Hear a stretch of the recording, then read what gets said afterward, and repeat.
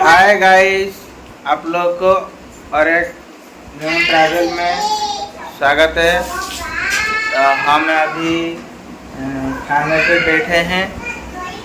जो कोई मेरे वीडियो देख रहे हैं, छोटा सा, इतना बड़ा भी नहीं हूँ, तो हम लोग को अभी खाने के लिए बैठे हैं। तो आप लोग देख सकते हैं खाने इधर है, इसीलिए थोड़ा घूम लिया।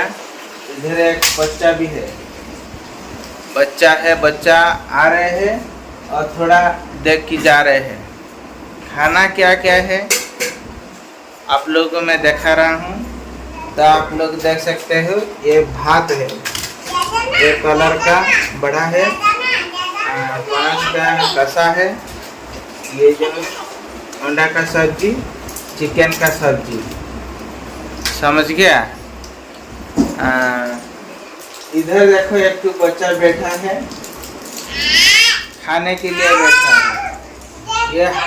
ये देसी हांडिया है, घर में बना है और बना कर खाएंगे। ये देखो कैसी तरह से छिक छिक कर रहा है, देख सकते हो। ये बच्चा ज़्यादा खतरनाक बच्चा है। बच्चा, तुम्हारा नाम क्या है? तुम्हारा नाम क्या है?